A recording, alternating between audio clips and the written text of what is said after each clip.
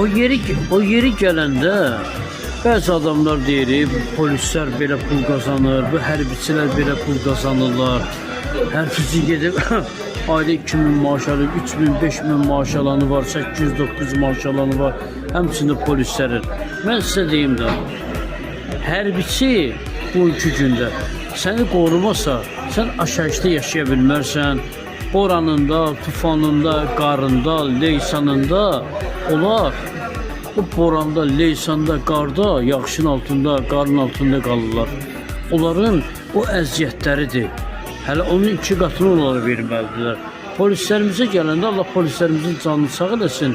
Məşayiətimizi qoruyurlar. Buradan bütün Azərbaycanın polislərinə aqronu salam deyirəm. İçində Ağsu polislərinə birbaşa aqronu salam deyirəm. Allah Ağsu polislərin canını sağ eləsin. Bütün Azərbaycan polislərimizin canını sağ eləsin. Onlar olmasa cəmaət bir-birini öldürər.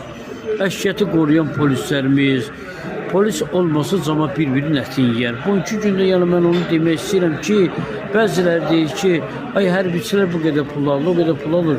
Vallahi hərbiçilər o qədər pul alırlarsa elə bir əziyyət, elə bir zirgilikdən, lehmədə, palçıqda, bu Qarabağı işğal torpağında döyüşən kim oldu? Hərbiçilərimiz oldu.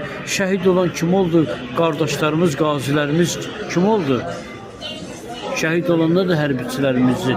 Qazi olanlar da hərbiçilərimizdir. Hərbidə qulluq edənlərdir. Bugünkü günü bizim hərbimiz olmasa, biz hər şeydən qorxarıq.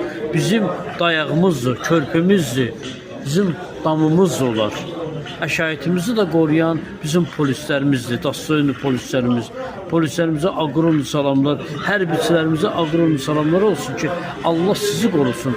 Allah həmişə sizdə olsun ki, faşist ermənidən, şərəfsiz ermənidən, bu ən çox da bu özünə hörmət eləməyən üzdən uzaqlardan, iş verənlərdən sizi uzaq eləsin.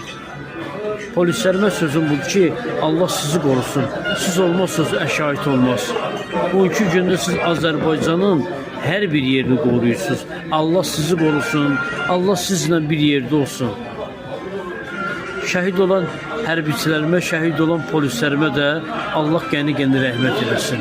Var olun.